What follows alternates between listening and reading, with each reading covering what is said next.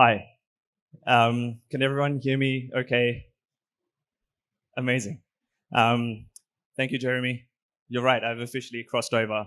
Um, um, it's like my second life up here. Um, Thanks for having me. It feels very strange being on this side for once, looking back at everyone. Um, my name's Jeff, sometimes known as Jeff the Peff. Uh, People always ask me where that name came from or what a Peff means. And frankly, I always thought I'd come up with something better before um, people started asking me that question. Um, but now it's stuck. So I've got to come up with new ideas for what to call a Peff. And I'm still working on it. So, background. Uh, I find like all my favorite presentations always started with a baby photo. So I dug one out from my phone. This is me at a very early age trying to find new perspectives. This is me more recently having not found those perspectives, but having drawn on about 50 plates for my friend Lisa's dinner party. I had 2 hours to do it, and we got there in the end. Poor Lisa had to actually buy 50 more plates because no one wanted to eat off those ones. I like to think it's because the art was so good, but also maybe the pen was toxic. So I draw. I'm an illustrator. This is a photo of or a visual record of my drawings from at least 2013. If I had turned the camera sideways and taken a wider photo, maybe we would have seen more. But I've always liked seeing everything in a row. It looks like a graph over time. This little project was a personal project where I for 36 days of type, I just came up with a different letter every day and made up something silly about it. Now that I think about it, I wish that I'd made a word, but I don't know. Ari Yukt. We can you can message me something on Instagram, and if it's a cool definition, I'll try and make a picture of it. I like to draw what I see. These were scenes that I saw whilst doing a run down Merry Creek Trail. I try to practice remembering what I've seen and then drawing it, and then I draw it later. This was these were people I saw on Wellington Street on the way to the studio one day. The drawing in the middle, when I posted it on Instagram, about 5 different people recognized someone, like all 5 different people. None of them were the actual person. But as a result of that drawing, I wound up a week later having tea at a house down the street, drawing someone's dogs, which looked a lot like those 2. About 2 years ago, I started visiting New York for extended periods of time, and the first time I went there, I just could not stop drawing. It was such an overwhelming experience. So the more I saw, the more I drew, and the more I drew, the more I saw. Up there in the top, not the top right, but close to it, is Kevin Rudd, who I ran into at a cafe. And I just saw him sitting over there, like you're sitting there, and I just walked over and I was like, "Oh, hi, Kevin," and he put his paper down and he was like, it was very nice, and we had a chat about what he was up to in New York, and I told him I was an illustrator, and he asked if I'd ever drawn him, and I said I had, and he said, "Oh, I hope you were kind." And then I went away and drew them again. These were all the drawings I did from that trip. I thought it'd be fun to put it all together on the same page and see how many there were. And there were a lot. Okay. But I'm here to talk about surreal. And I think that I should start with a definition of what I mean by surreal. And so to clarify, today we're not talking about magic or dragons, and we're not talking about melting clocks or long moustaches. Instead, I want to define surreal by, I guess, the textbook definition, which is something on top of reality or beyond reality, beyond what you might expect to see.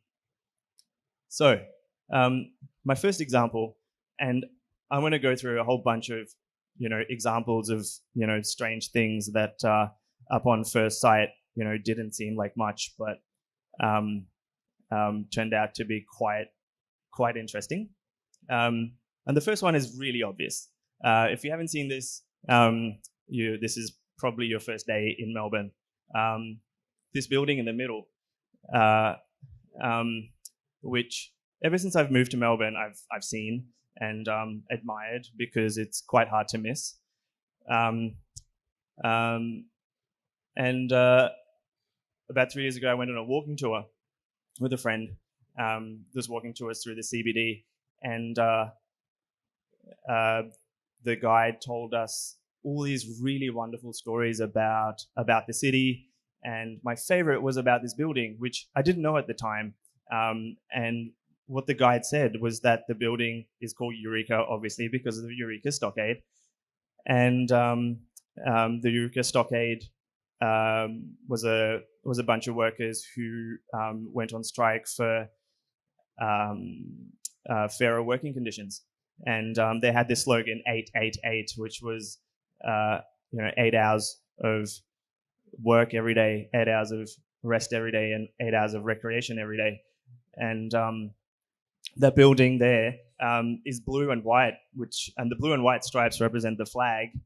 And they go all the way up to the top where there's that little chunk of gold, which represents the prize that they were hoping to achieve.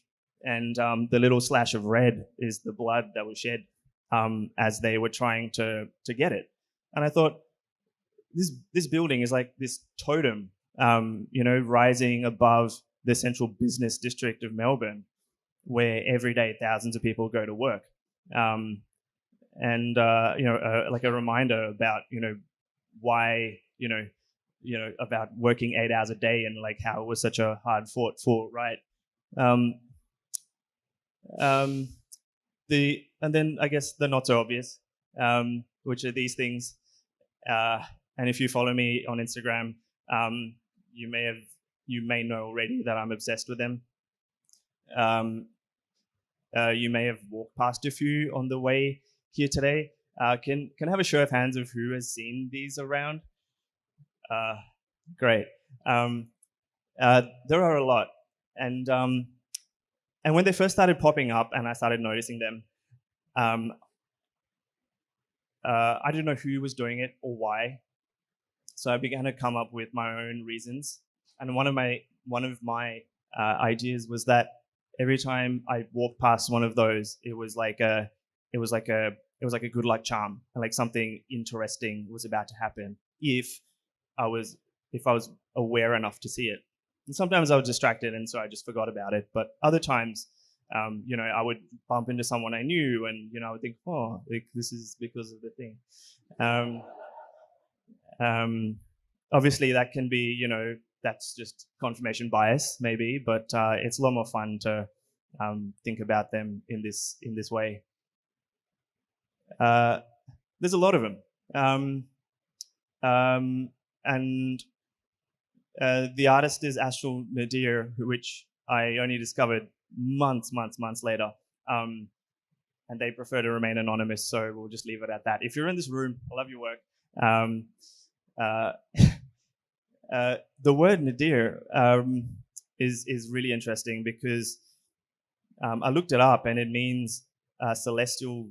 One of the meanings is a celestial vanishing point beneath your feet, or beneath the horizon, and it made me think about how even though there are stars above, there are also stars underneath us, and every night like the sun and moon sort of like like travel underfoot and come up at the other end, um, all from these silly drawings.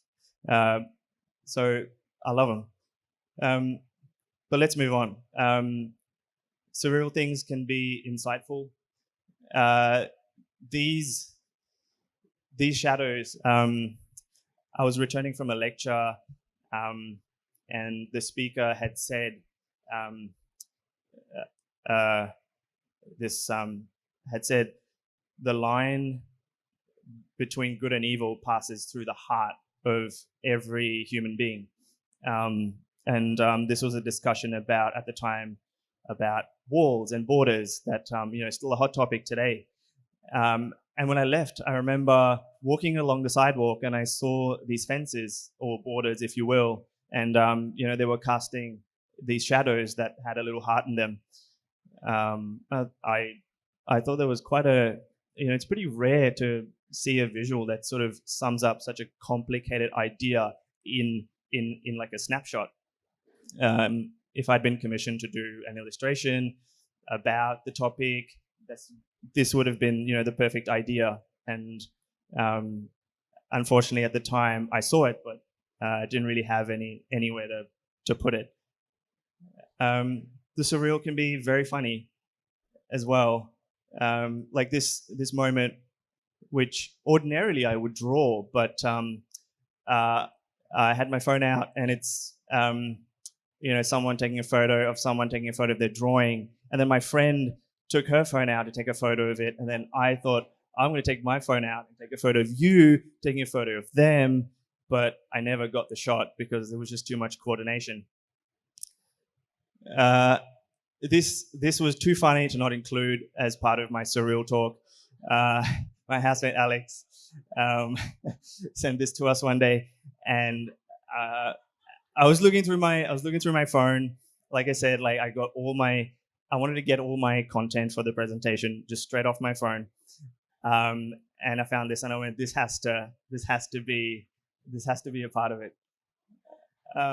Okay, moving on. The surreal can be junk, literally. This junk mail is there's 4 of them because there's 4, I guess, residents like living in that house, and they're folded so neatly and weaved through the railings by someone, manually, I guess, did that. When I saw it, I mean, it's easy to ignore, but after I saw enough of them, I began to just think about how much thought went into, doing that so nicely, and eventually it just goes in the bin. The surreal can be common. Weeds are very common.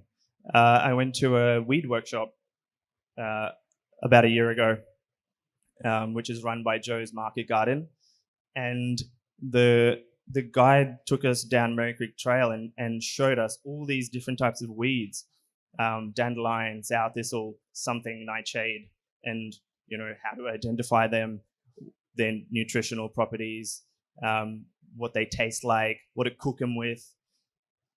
I've always had trouble now doing the weeding because I think, this can go in a salad maybe. Should I take it out now? Should I leave it? The surreal is beautiful.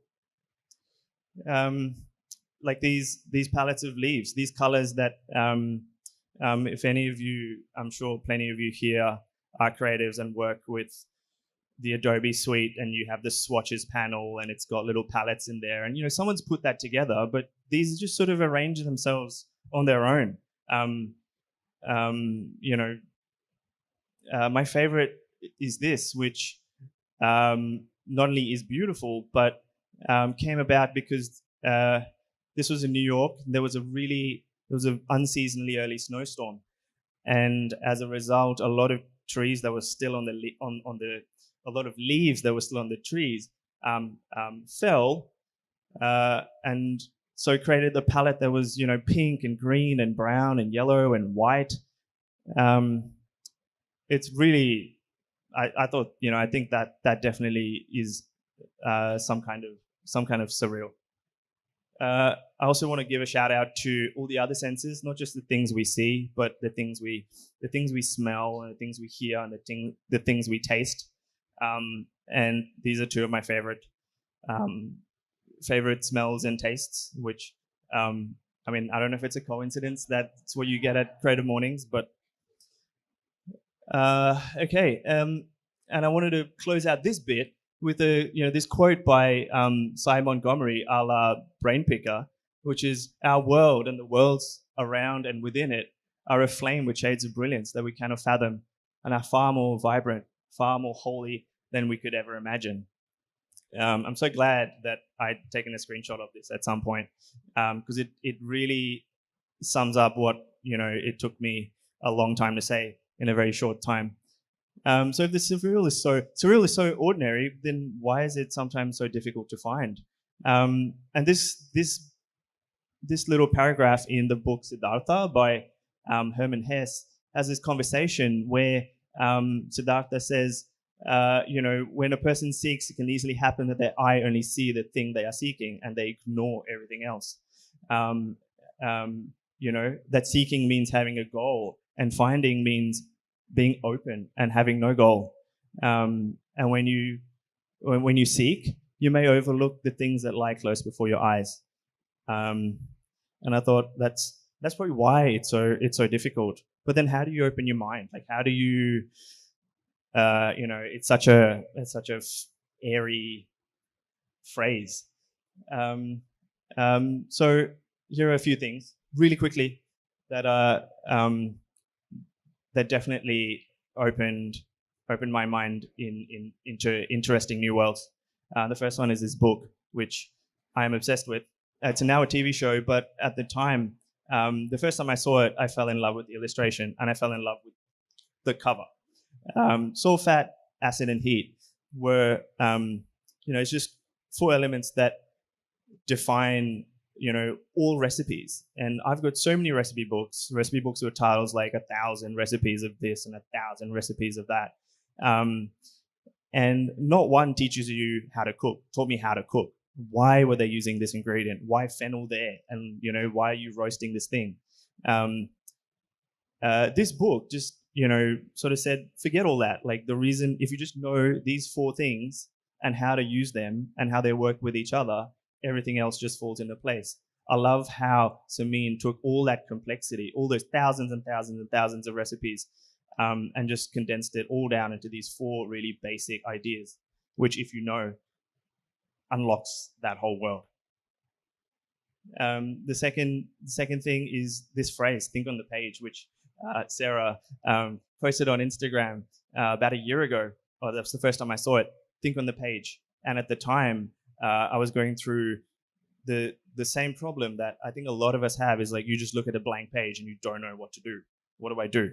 I think that's why I like to see things and like draw what I see, because it's so much easier. It gives me something to put on the page. But having a page when nothing, nothing there and nothing in my head was just too difficult to do, until I saw that. And I thought, oh, hang on. And I just began to just make blobs or make lines and turn those into things. And that's opened up a whole new avenue of illustration, imaginative drawing that I, up until that point was limited by the things I saw. This is a chapter from the book, The Art of Gathering by Priya Parker.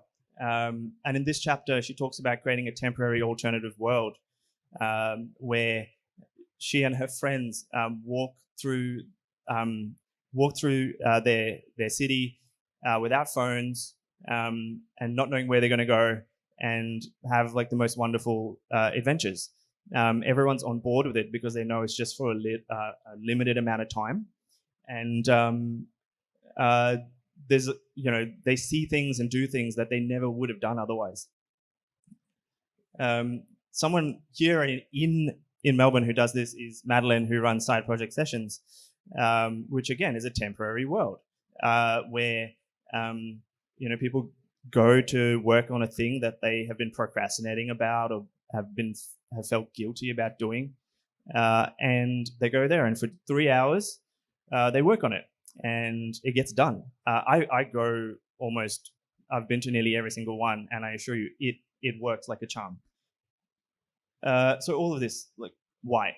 So I want to finish with another quote by Brain Picker, and she says, by Ursula K. Le Guin, who says, "Hard times are coming when we'll be wanting the voices of writers who can see alternatives, writers, thinkers, creatives, who can see alternatives to how we live now, can see through our fear-stricken society and its obsessive technologies." I can feel my phone buzzing in my pocket nonstop. So, and its obsessive technologies to other ways of being, and even imagine real grounds for hope.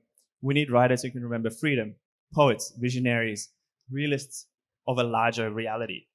So I think she sums it up so well as to why it's important to look at the small things as well as the big things, because the small things lead to larger things, and it's important to ask why, to poke holes at things that just seem so basic that you wouldn't give them a second glance. And I want to finish with this line from Robert's Facebook post. I don't understand why you can't compare apples and oranges. It's just it's true. And I think that concludes my very hot, sweaty talk.